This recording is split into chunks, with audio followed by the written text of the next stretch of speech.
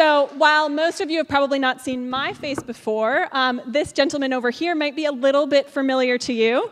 I'm really honored to be able to spend a little bit of time here on stage with Mayor Eric Garcetti, who is the fourth generation Angelino. Did I say that right? Angelino? You did, Angelino. Good. Angelino. And the 42nd mayor of Los Angeles.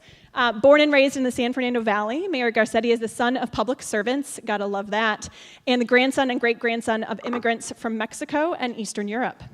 Now, his team sent over some of the accomplishments and accolades of his administration, and I looked at that and I was like, well, that's gonna take all of the time that we have here on stage.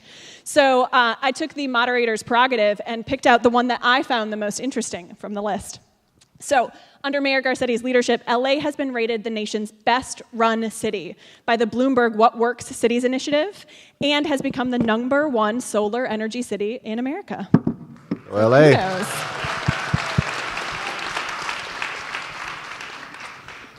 And before we dive in a little bit more to get an understanding of how the mayor is focused on why we are here today, making sure that South LA has an opportunity to build up a really strong tech ecosystem, I just want to take a moment and say I like snuck in and checked out this room a little bit before getting on stage here, and I love what I am seeing here.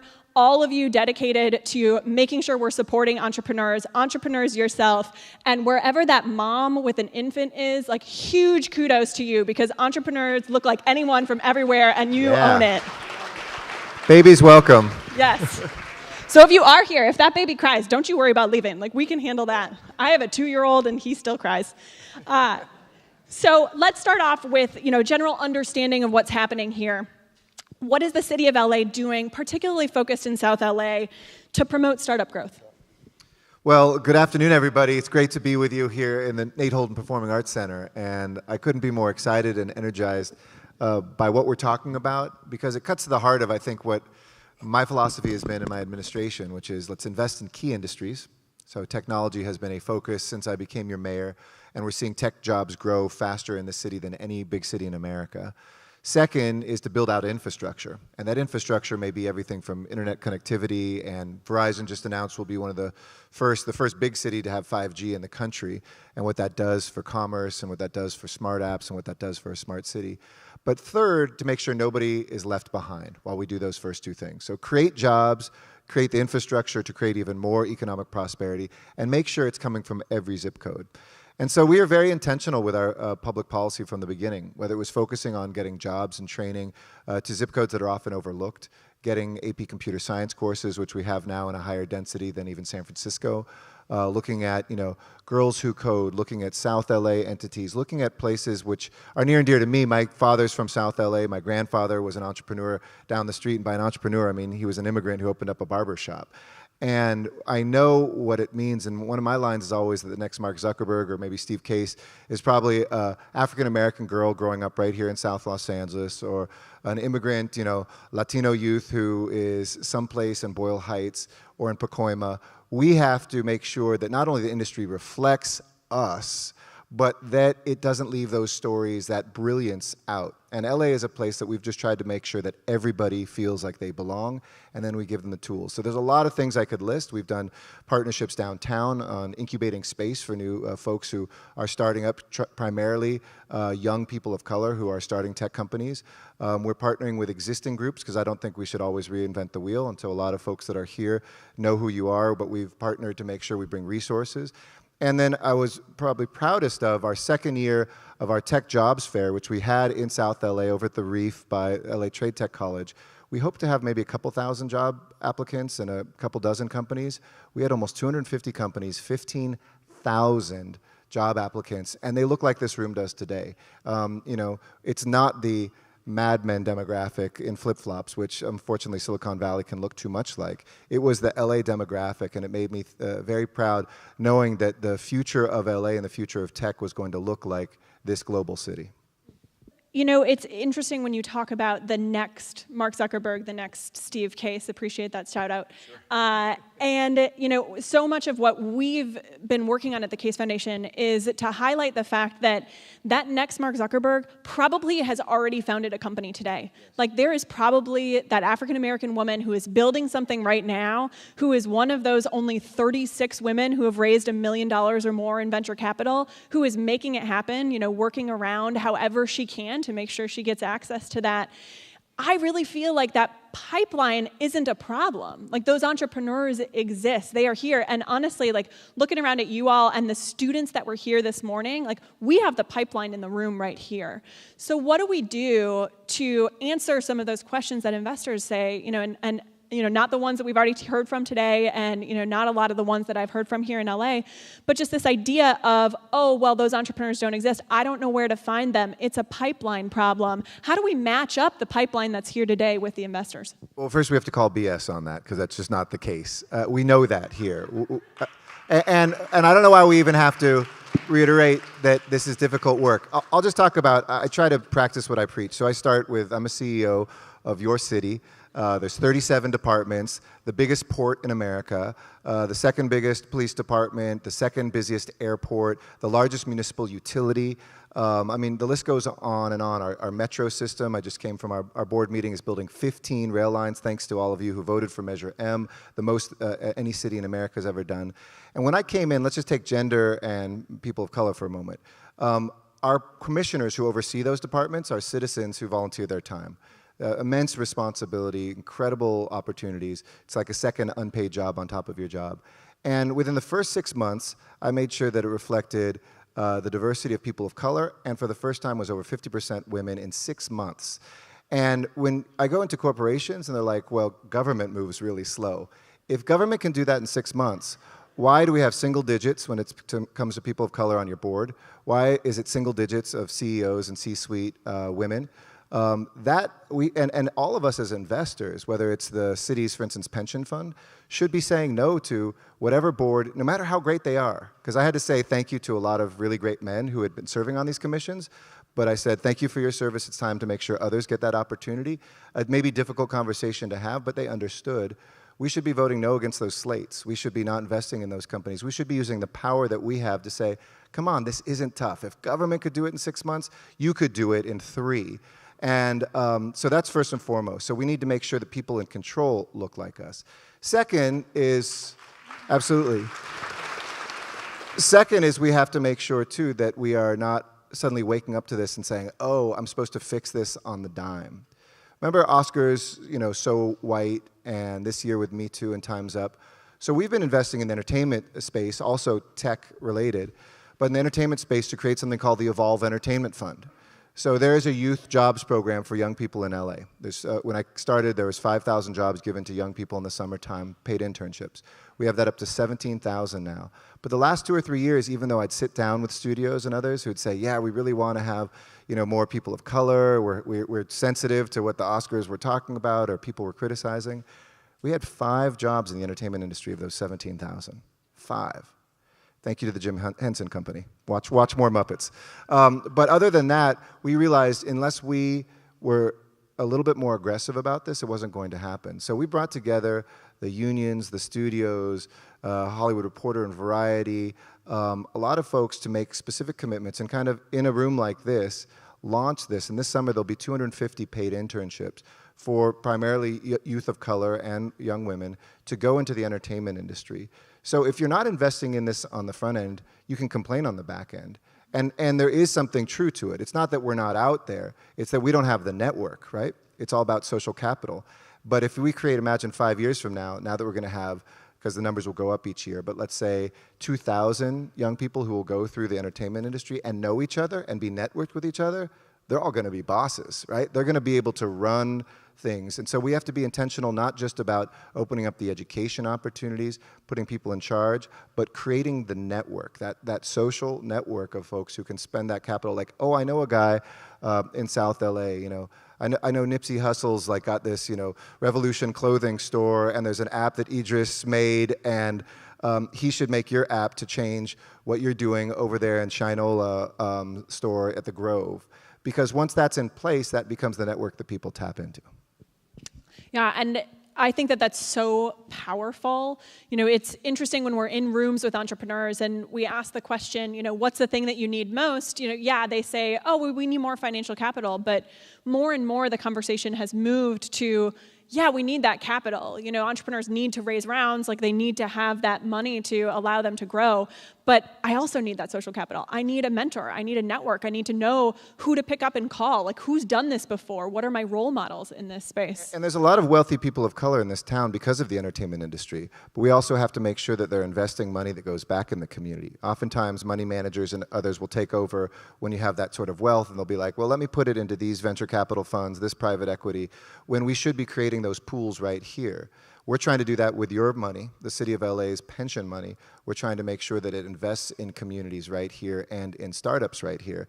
But we need to, I think we could tap so much wealth in here where people want to do that, but it will take some leaders, I think, in the entertainment sector, in the tech sector, who will say, we want to put this into our people. And there's great success stories like Me Too, which is an amazing network. Beatriz Acevedo started. They're in the old downtown factory area where American Apparel was. You know, it's kind of Latino themed, but it's all people of color. You go into that workplace, it's majority women. It's, you know, you've got African Americans, Latinos, Asian Pacific Islanders, Native folks that are there, and they're creating amazing content. And unlike YouTube, which is going to give you a percentage, but you know, maybe 10, 20%, they're doing 50-50 share with all the creators. And so they're getting like the best content. Me Too, if you don't know, it's MITU. And that's the kind of stuff that's coming out of LA right now that is really exciting to see and that we need to see more of. So you've already mentioned just in this conversation, I think 3 or 4 different industries that are really vibrant here in LA. And it's interesting because when we look across cities at, you know, what their entrepreneurship ecosystems are building up, a lot of times cities either naturally or through selection kind of pick 1 to 2 tracks. Like, we want to be known for this, we want to be known for that. But I was, you know, when I was doing a little bit of my homework for this, I came across a report that Amplify did on the 2017 venture activity here, and they had a pie chart that was looking at, you know, how it was distributed by industry. It was the most balanced pie chart I've ever seen, where it was like 10 different industries that all had about equal market share. What makes LA special around that? And if I can ask, is there a particular industry that you think is just really going gangbusters? Well, I love that we have this balanced meal here in Los Angeles because we're not a one-industry town. I mean, I think people from the outside think we're an entertainment town. Hollywood was only top 10 in the last decade, top 10. So, you know, we have trade, we have tourism, we have technology in broad sense. And our technology sector, I aim to do 2 things: to make it more diverse, literally the people, but also we know it's more diverse in the content of technology. So you have aerospace technology. When we were at that job fair, you had aerospace technology, you had food technology, you had biotechnology, you had green tech, so green technology, you had digital technology, you had entertainment technology, you had video game technology, you had virtual reality technology. And that's a really attractive thing to a workforce because you don't have to say, oh, I'm going to spend my whole life just in digital technology. I can go from, you know, working at JPL. Like, I met one of the people working at the Boring Company for Elon Musk, and he was an aerospace engineer, never did anything in construction, and now he's in construction technology. They're seeking to make times 10 faster a boring machine underground that will create tunnels for the transportation system he wants. But, you know, somebody who does that tunneling for Metro, our subway system, they will probably double in the first year with somebody who had no background in construction ever, but was a brilliant aerospace engineer. So it's a very attractive city, I think, and there's no one place that is taking off more than others. I do love that biotech is really consolidating here. San Diego and San Francisco have had that reputation. We now have as many jobs as either one of them, and we're trying to bring that together because we have amazing hospitals and a lot of breakthrough work. Cedars-Sinai wanted to do an incubator. They had more than 50 times more companies than space come forward to them. And that's something natural here in South LA as well. UCLA Harbor Gateway is a place we're going to be doing incubating of biotech companies. And I think also kind of the digital technology stuff here is a little richer because it's content-based rather than just the technology itself. So I would say our narrative technology will always guide this town of the best storytellers in the world. which is also hitting on, one of the trends in tech is that, there almost isn't a tech industry anymore, right? Everything is tech-enabled. What isn't tech? Right, exactly. I should have said one other thing. One is transportation technology. We're going to make LA the transportation technology capital of the world. So last week we had Uber Elevate here, which was all the vertical takeoff and landing companies. We will be one of the first 3 cities in the world with Dubai and Dallas to test that out, and I'll test it myself, so don't worry. I know what you're thinking, but I think we will have vertical takeoff and landing vehicles faster here than we even have an interconnected autonomous vehicle on the terrestrial space. We have, $120 billion we're spending on new transportation. The Boring Company, we will see a transportation revolution, and I just came from, we're going to found in South LA, I and Supervisor Mark Ridley Thomas have been working with Phil Washington, who heads up our metro, to have the first academy in the Western United States, public school for kids to have an opportunity to go into transportation careers. So we will take foster youth, we will take homeless youth, we will take, within 6 zip codes around where this is, because it'll be right by the 110 freeway here in South LA. We will see the most diverse group of, I think, transportation engineers brought up from an early age to kind of change the world. Oh, that's so interesting. So it'd be really easy to spend this entire time talking about what makes LA special, right? There's so many different ways that we can slice and dice that. A lot of incredible activity, a lot of incredible entrepreneurs building things right now. But I don't want people to leave this room saying, LA's figured it all out, it's perfect. If we could just spend a moment, what do you think is missing out of the LA ecosystem? What else needs to happen here to either keep this momentum going or to really make sure that it's solidified as a key part of LA? I think we need to embrace this more as a value than as an initiative. We need to, I think, incubate the idea that technology is a value across our education system, across all of our job training, and across our capital access. Instead of it being a place, traditionally a smaller city would be like, okay, here's the cluster where we will put this. We're in the final, the only West Coast city to make it to the finals for Amazon HQ2. And, it's kind of a natural here. We're a big enough place that 50,000 jobs wouldn't do the displacement of other places. We have public transportation. We've got more engineers graduating from our universities than any city in America. There's aerospace, which I know Jeff Bezos likes. He has a house here already. We've got the port if you want to pick goods up. And I'm doing the whole Amazon pitch. You see, he's been practicing. He's like, no, this is why. But the reason why I think that's attractive, too, is you have to show that this is something that breathes throughout the entire city. When George Lucas and his wife Melody Hobson were looking at where to bring the Lucas Museum, don't forget Solo opens tomorrow, but when they were looking at where to put that, we were competing in San Francisco, which had a very beautiful site, and it's where they're living, Chicago, where she's from, and we won with 2 ways. One was we said we'd get the job done here quickly, and 2, George said to me one day, he said, imagine that a young person will go into this museum, it's the biggest museum gift in American history, in Exposition Park in South LA, and looking at Star Wars or something, how we imagine getting into space. And then go to the other end of that same park and see at the California Science Center, where we have the space shuttle and we're building the entire stack of a space shuttle with its rocket and boosters, how we actually did it. And to know that there are 10 high schools within walking distance, primarily students of color in lower income areas. That's where I want to be. And so I think LA's got to actually not look at this as, oh, we have to do this because it's a weakness. We need to pitch this as a strength. It will attract money. It will attract talent. It will attract capital because people are good people. And people have said all the right rhetoric in the industry. I will say, I want to add on to that comment about the layout of the museum. At the Case Foundation, we have our Be Fearless campaign, which is really pushing for more risk-taking and acceptance of failure and learning from that and unlikely partnerships, which I think entrepreneurs already do so incredibly well, trying to translate that a bit to the social sector.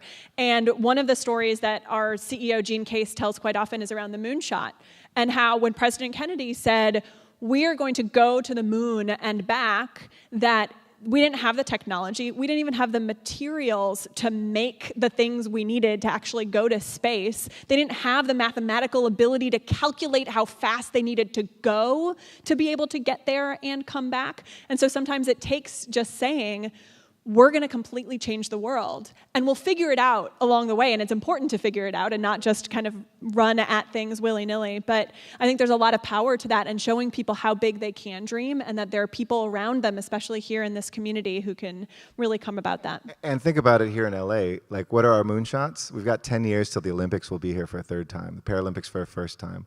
Who do we want to be? What city do we want to be? What world do we want to see? Imagine a city where our moonshot is to end traffic once and for all, the soul-crushing traffic, to get rid of homelessness because we figure out a cheaper and better and quicker way to build housing units that are affordable to people, and revolutionize education so that, I came back from the largest university in the country this weekend. I gave the commencement address, Southern New Hampshire University, which you've probably all seen the ads. They graduate 19,000 people, a nonprofit, because they have gone online and they've realized education shouldn't be exceptional because you hide it from people. It's like love. The more you share, it's an inexhaustible resource. And we talked about maybe we could make this the first city in America where we made college free with them through all of our public libraries. So let's revolutionize education. That's a moonshot for all of us to work on with technology. End homelessness, and let's fix traffic. Those are three that I'd put out to everybody. Let's get to work. So to close, one sentence answer. They're actually going to turn the lights off for us. What is one sentence of advice you have for the entrepreneurs here in the room today? It's a run-on sentence. Be fearless, stay humble, learn to listen, and lead with love. I love it. I also captured a bit of homework for you all in the room here today. So things that you can actually take away from this that either you can do or you can challenge the people in your community to do. All of those things that Mayor Garcetti just said, as well as diversify your board and your leadership. Look who is alongside of you and use that as a way to get different perspectives. If you're an entrepreneur who's had an exit, or if you're an investor, invest at home. The power of understanding your community and the people who are building things is immense. And then finally, I'll leave you with dream big. There's lots of social problems to challenge starting here at home and around the world, and you all are the ones who are going to do it. So huge thank you to Mayor Garcetti. Thank you to all of you. Thanks, everybody. Have a great day.